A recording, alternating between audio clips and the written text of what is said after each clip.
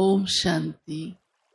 इस समय हम प्यारे बाबा के बनते हैं तो सबसे पहली बात बाबा की जो हमें श्रीमत मिलती है कि इस देह अभिमान को तोड़ दो। इसीलिए गीता में भी है, देह सही देह के सब संबंध भूल एक मुझे याद करो। बाप का बनना, भगवान का बनना माना भगवान से नाता जोड़ना। और इसीलिए कहावत है इसी बात के ऊपर ही, आप मरे मर गई दुनिया।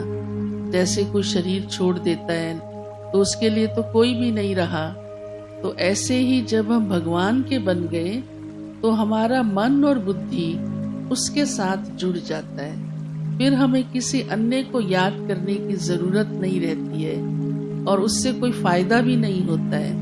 बाबा कहते हैं तभी आत्मा जो है वो विकर्मा जीत भी बन सकती है। इस समय ही हम विकर्मा जीत बनते हैं, क्योंकि द्वापर और कलयुग में तो विकर्म करते चले आए। अब हम विकर्मों के ऊपर जीत पाते हैं कैसे? क्योंकि जो कर लिए उनको बाबा की याद से ही विनाश करते हैं। और अभी बाबा की याद से हमें जो बल मिलता है तो कोई विकर्म हमारे द्वारा होता नहीं, होना नहीं चाहिए।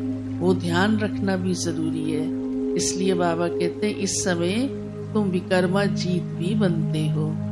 फिर बाबा ने कहा है कि एक स्लोगन है अंतिम समय का, क्योंकि अभी अंतिम समय चल रहा है। आप देख ही रहे हैं चारों ओर दुनिया की हालत क्या है। सब तरफ से संसार की स्थिति नीचे की ओर गिरती जा रही है। जो अंतिम समय की निशानियां हैं वो निशानियां शास्त्रों में भी लिखी हुई है। और उसकी एक कहावत भी है कि अंत में तभी रहेगी धूल में किसकी राजा खाए, किसकी चोर लूट ले जाए, किसकी सफली ईश्वर अर्थ लगाए। कोई होंगे जिसका सफल हो जाएगा, उनका जो पहले से ही इस समय ईश्वर के अर्थ लगा देंगे, नहीं तो सब व्यर्थ चला जाएगा। उस समय तो कुछ कर नहीं सकेंगे। अभी भी देखो, अगर बाढ़ आ जाती है या आग लग जाती है, कितनी घटनाएं प्रकृति की हो रही हैं। मनुष्य का क्या कुछ चला जाता है, शरीर भी चला जाता है, धन भी चला जाता है। लेकिन बाबा कहते हैं आप मेरे बच्चे बने हो, आप भाग्यशाली हो।